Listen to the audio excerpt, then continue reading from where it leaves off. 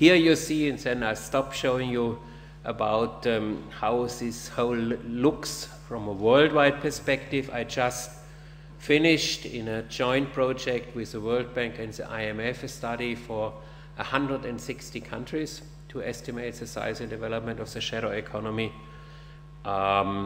Quite a task. Only get a consistent figure of indirect taxation in % of GDP for 160 countries. I can only give you advice, try it. Yeah? It's awfully difficult. Yeah? Customs is included in some countries, not. Yeah? So, and to have it, and the task was to have at least a consistent estimate. And here you see the darker, the greater the shadow economy, the lighter the shadow economy, and green is not such a problem. So here, just to show you, and Dr. Vitzinis has all these slides, everybody can use it, so if you have questions, send me a mail. I can also send you the paper in which this is more in detail described. Now let me come to the problem of what are the dynamic effects of the shadow economy on the official one. There are two competing hypotheses. One is it's complementary, it's additional value added, it stimulates the official economy, to summarize it shortly. The other one is shadow economy destroys the tax base or erodes the tax base. The government is not able to provide a good infrastructure and other goods and services, so it has a negative effect. One could also combine these two things, saying in highly developed countries, shadow economic activities are reaction from the people against the state, and here it is overwhelmingly complementary. Additional value added is created, and the tax base is not to such an extent eroded that it has a negative effect. Yeah? Would be also very interesting to test this for your country in a single estimation equation, yeah? in a single thing. Yeah? Then one could also make here a causality test, who is causal to what. So, but here is done, and that I only have for developing countries, where the developed countries and the developing countries, shadow economy is much higher, so the tax erosion is more serious, and due to this, it should have a negative effect, and in developed countries a positive effect.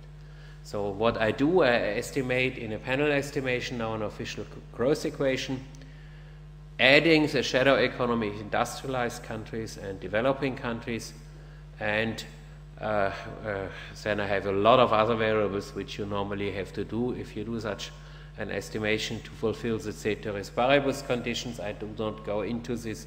This is standard of those of you who estimate growth equations, and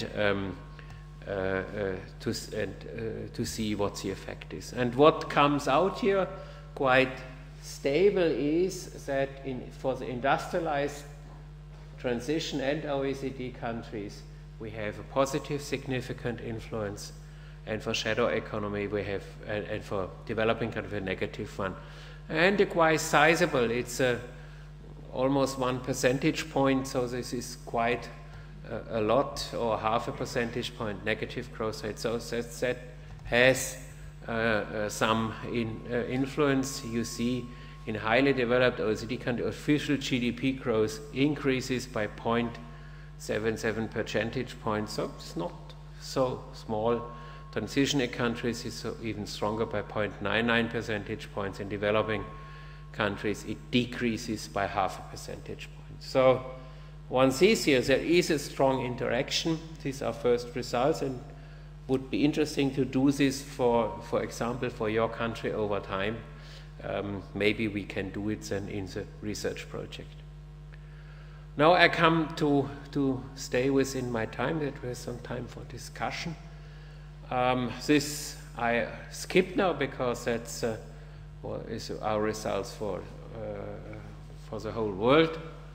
Now, a question is whether the decreasing size is a blessing or a curse, because that is also the topic now in your country. Yeah?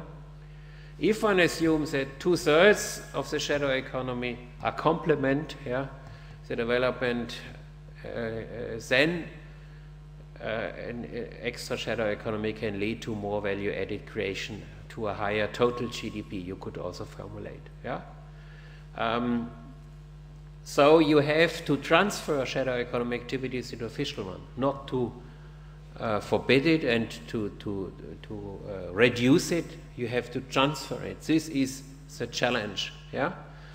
And then, of course, you will have more taxes, and then, of course, the state as a big loser will profit from it. How it can be done, I will come with the measure. Yeah? Quite often, the rigidity of the European labor market and the high taxes, poor state institutions are the major source why we have such high shadow economies. And here you can also do something, as I said in my introduction. You could, for example, now these are not measures which you can easily adapt in a crisis like you have it. Yeah? So your government had no other choice than to increase taxes to fulfill the conditions to get outside money. Yeah? This is, one has to clearly separate this from whether you are in a normal period or whether you are in an absolute crisis situation like you are nowadays, in these days, sorry. If one looks at it, what can one conclude?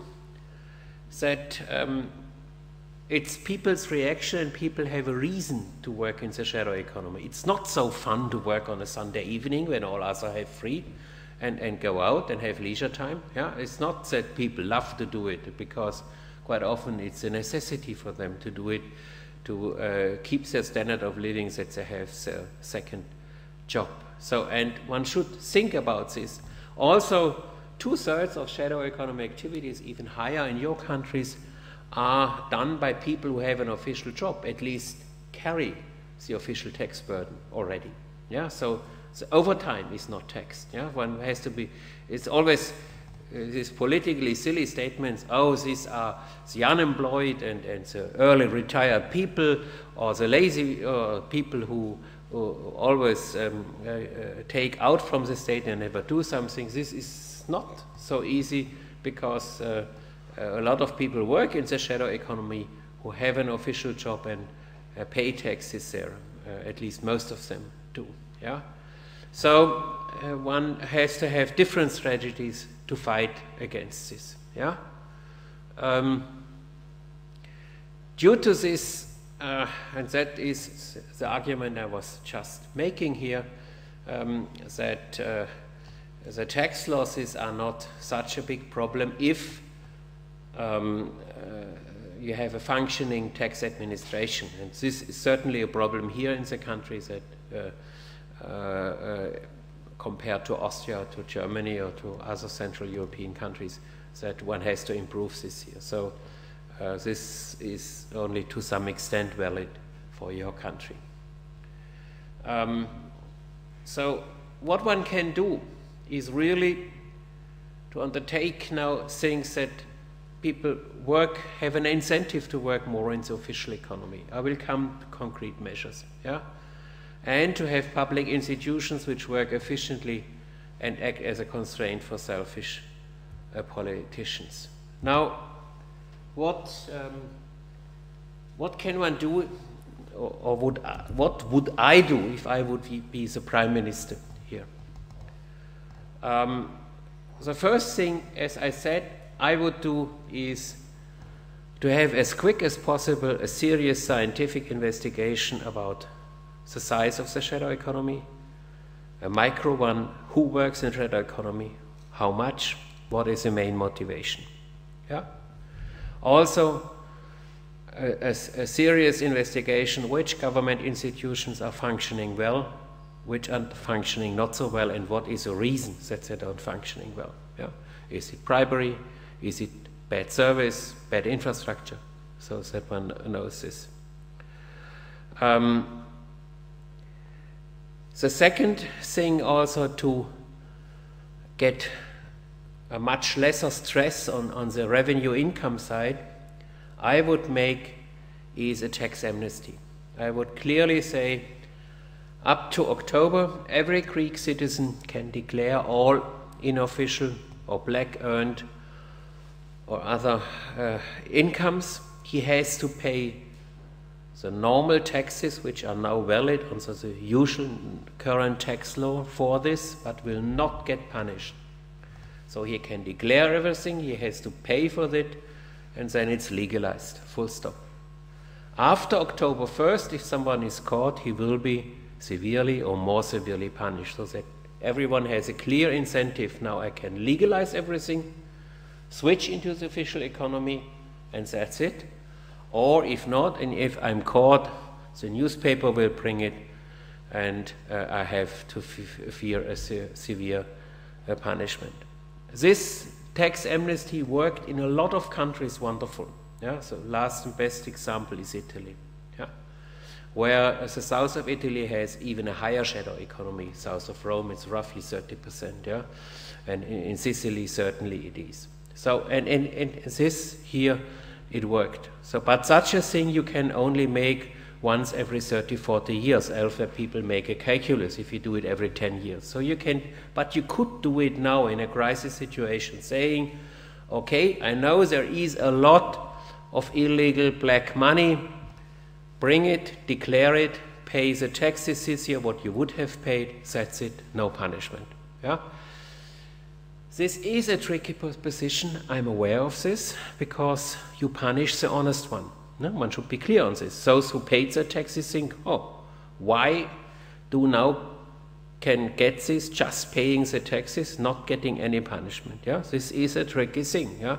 And it's not as it has no costs, I'm aware of it. But in a crisis situation, to my estimations, I think you would get in between 10 and 12 billion euros.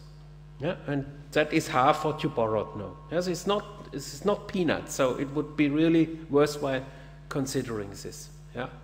This type of tax amnesty. And I would link it, with purpose, I would link it with a drastic tax reform, and a tax reform with two major aspects. Broad tax basis, no or very little tax exemptions. Yeah? The first 10,000 euro are income tax free, and then it starts with a 5, 10, 15% progressive scheme.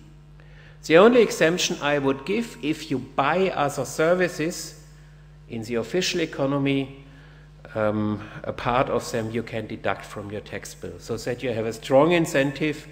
If a high school teacher gives your child an extra lesson, that you have to get a bill, yeah? So that he has to done it in the official economy. Yeah? That would be my only exemption I would make. Yeah?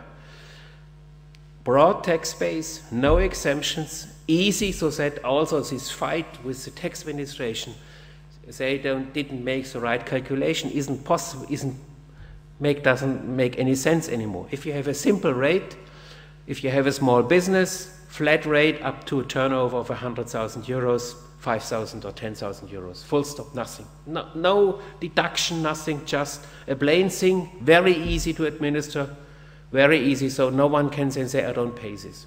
Yeah?